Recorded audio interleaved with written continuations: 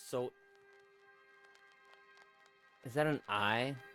In the earliest days, in a time when the world was still raw,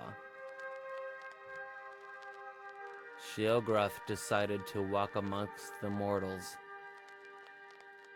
He donned the guise of gentleman with a cane and moved from place to place without being recognized. After 11 days and 11 nights, Sheogorath decided that life amongst mortals, is there a difference? A life among mortals was even more boring than his otherworld real existence. I have a tattoo on my leg that says humans suck, and there's an alien face, and yeah. What can I do to make their lives more interesting? He said to himself. At that same moment, a young woman nearby commented wistfully to herself, "The sounds of the birds are so beautiful." Sheogorath silently agreed with her. Mortals could not make the beautiful and inspired calls of birds. Yeah, sure, I guess not. Their voices were... Well, you said voices, you didn't say whistles. Their voices were wretched and mundane. So I'm guessing Sheogorath didn't really listen to people like yo. He could not change the he could not change the nature of mortals, for that was the purview of other Daedric princes. However, he could give them tools to make beautiful sounds. Sheogorath took hold of the petulant woman, her, and ripped her asunder. Okay, so he just like tore her apart. Just like grabbed her, like, I'm just gonna... Okay.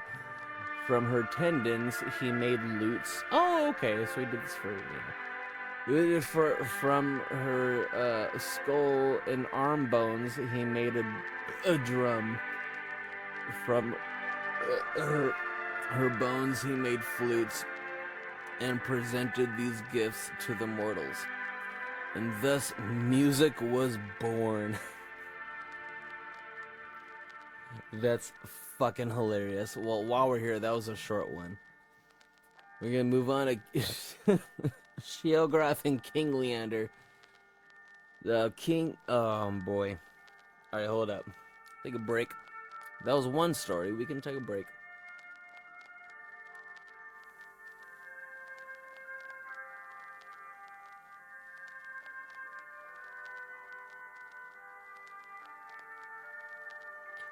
All I had was dinner. All I had for dinner was ribs, and that's all I had today. Man, King Leander. King goddamn Leander. He was known to be an exceedingly rational man. He lived in a palace that was a small, simple structure, adorned with art and ugly to look upon. So this palace was somewhat of the catch-22, I guess. Somewhat of a Gilgamesh, if you would. I do not need more than this. Something fell off my hand. Why spend my gold on such luxuries when I can spend it on my armies or on great public works? Well, yeah, that makes sense. His kingdom prospered under his sensible rule. Well, at least it was sensible. However, the people did not always share the king's sense of practicality. They would build houses that were beautiful to look upon, although not necessarily very practical. Oh, he's not gonna like that. Oh. Okay, well, they devoted time and energy into works of art. Okay, hold on, they would celebrate events with lavish festivals. In general, they were quite happy. King Leander, he didn't really fuck with this. They didn't follow his example and lead frugal, sensible lives, and he wasn't having it. And he brooded on it for many years. Finally, he decided that his subjects simply didn't understand how fucking cool he was. Well, I mean, they didn't understand how much more they could accomplish if they didn't waste their time on this bullshit. Maybe he reasoned that they just needed some examples, right? The king decreed that... Hey, Ayla, chill out. What are you doing to yourself? Figure your life out, chill out. The king decreed that all new buildings must be simple, unadorned, no larger than what was necessary for their function. So, a brutalist 1920s, the people were not happy about this, but they liked their king, and they respected the new law. What are you gonna do? In a few short years, there were more plain buildings than ornate ones, of course. The citizens used the money to... The citizens used the money saved to make and buy even more lavish art and hold even more excessive celebrations. I wouldn't blame them. Like, that's probably what I would have done. But, once again, King Leander decided to provide them a strict example of how beneficial it would be to use their time and resources for more practical purposes. He banned all works of art in the city. As one, good leader might do, right? You don't agree with that? No, you should see her. She's absolutely just raging right now.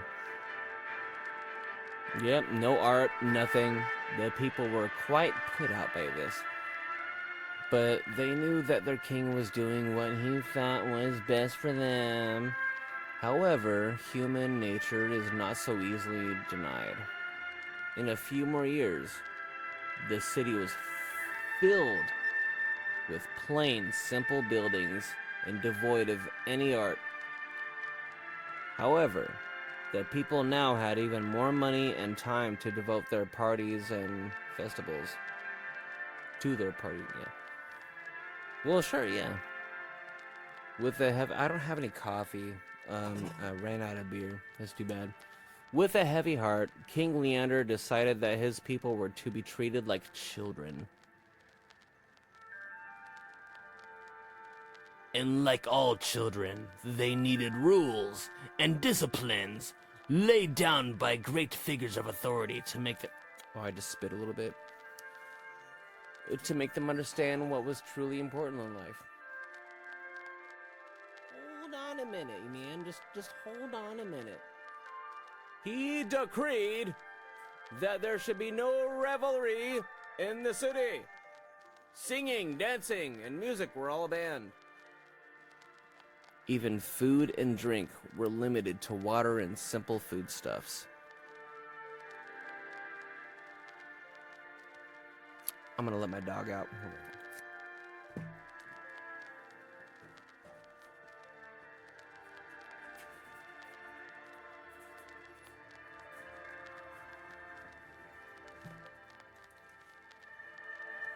She wasn't in prison. She was just hanging out in there while I do this, but, she just doesn't want to fucking stay still for a little bit, so she's okay. The people had enough. The people have had enough! Revolt was out of the question, since King Leander had a very well-trained and very well-equipped army, and... Okay. They visited shrines and temples in droves, praying to all the gods. And I think in this game, in Elder Scrolls, weren't there like 7 or 9 of them or something? Like, kind of like Game of Thrones, right? Like, Game of Thrones had like 7 of them, right? And I think Elder Scrolls have like 9 of them. And I think like another faction doesn't think that there's always 9 of them. Like, and then they're like, oh no, we don't accept these ones, but we accept these ones. And it's a whole ass like lore. Like, oh, I'm still trying to get a hold of it. Praying to all the gods. And even to some of the Daedric princes. Okay, so yeah, exactly. Yeah, even to some of the Daedric princes. And hey, can you come up here and like just hang out?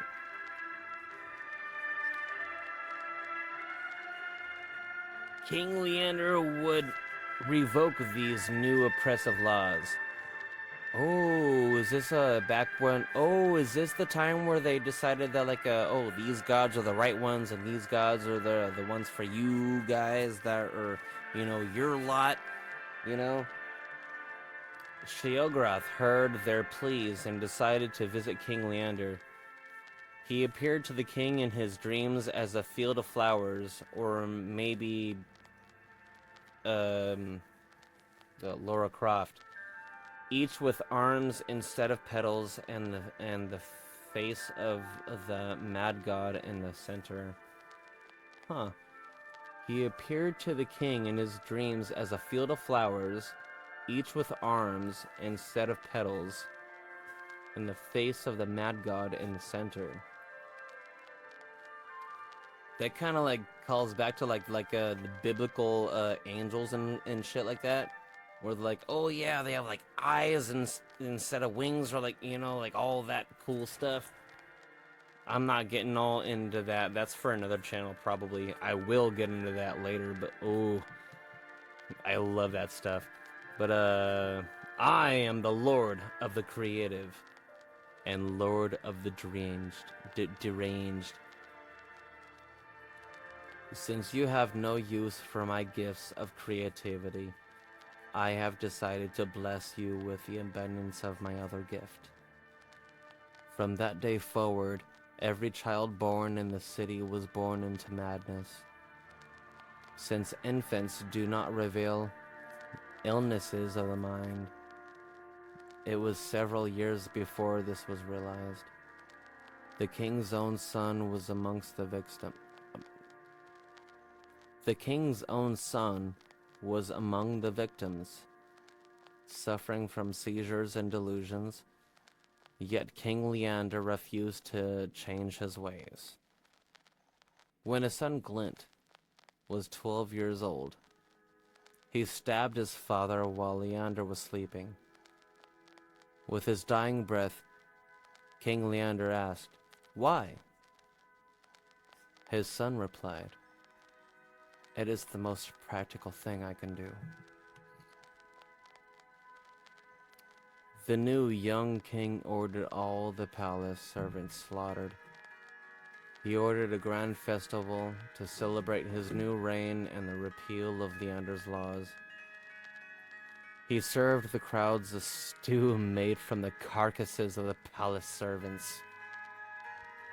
He ordered the east-facing walls of every building painted red, and the west-facing walls painted in stripes. He decreed that all citizens wear ornate masks on the backs of their heads. He then burned down the palace and began construction of a new one. In the new palace, the young king ordered his personal chambers to not have any doors, for fear that small woodland creatures would attack him. You mean the Bosmer? He ordered that it have no windows for fear that the sun and moon were jealous of him and plotting his death. And thus ended the line of King Leander. The people of the city returned to their grand works of art and raucous celebrations. They talked and acted as if they still had a living king. Why? And even kept up the palace, using it to house and care for their mad children. Sheogorath was mightily pleased with this outcome. From that day forward, the city was blessed with more than the normal number of gifted artists and deranged citizens. Nice. All that. We're hoping for an ASMR. I'm just kidding. I'm just reading a book. I'm gonna smoke a smoke. I'm gonna drink my beer. And we're gonna read a book. This is Contest of the Wills. So, a mighty wizard named Ravate once walked the winds of time to find Lord Sheogorath. His intent was to win a favor from the most capricious of the Daedric princes. Upon finding Sheogorath, Ravate spoke humbly to him. Lord Sheogorath, I beg a favor of you. I would gladly drive 1,000 men mad in your name, if you would but grant me the greater magical powers. Fortunately for Ravate, Sheogorath was in a playful mood, kind of like Loki. He proposed a game. I will grant your wish if you are still sane in 3 days. During that time, I will do my utmost to drive you mad.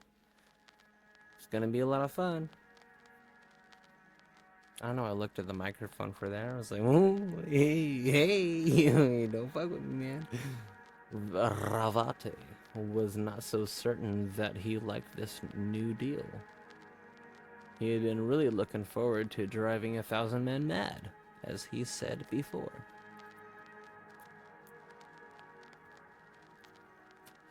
Lord Sheogorath, I regret like a coward and a little mere shrew or whatever, I don't know, a little tiny little muskrat, I regret having disturbed you with my shallow, selfish request. I withdraw my unfortunate plea, and I will humbly leave this place like a flea. Sheogorath just laughed.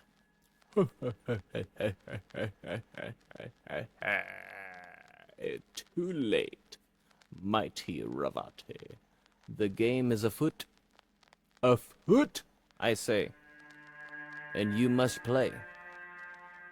Ravate fled, as a flea would, only to find that all exits from the Daedric realm were now sealed. Exits, I thought I said exists. Wow. He wandered aimlessly, or shall I say rambled, constantly looking over his shoulder, jumping at every noise.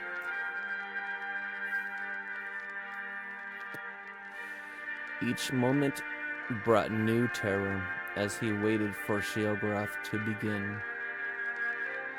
This is sounding more and more Lovecraftian. This is pretty nuts. After 3 days, Ravate was convinced that every plant and animal was a tool of Sheogorath. Dude, psychosis is setting in. This is Lovecraftian as fuck right now. He hadn't eaten or drunk, not even drank, drunk, for fear that Sheogorath had poisoned his food or drink. He hadn't slept for fear that Sheogorath invading his dreams, like, damn, which was foolish, of course, as dreams are the domain of Vermina. May she grant us restful sleep. This guy's reaching for everything that can bring him comfort, like, oh yeah, he's going insane right now. It was then that Sheogorath appeared to him. Ravate cried, "You have set the whole world to watching me. Every creature and every plant, they're doing your bidding to drive me mad." Sheogorath replied, "Actually, I have done nothing wrong. You have driven yourself mad with your fears, your delusions. They prove that you were truly deranged, and therefore, I win. While you wanted to make 1,000 men mad, I only wanted to break one man's mind. Yours. From that day forward, Ravate served Sheogorath's every whim. Whenever daring travelers tried to approach Sheogorath, Ravate warns them. Sheogorath is already inside each of us. You have already lost.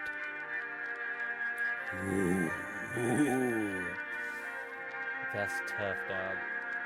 And I think that concludes a whole series, Myths of Sheogorath. Thank you for listening, and I hope you've had a very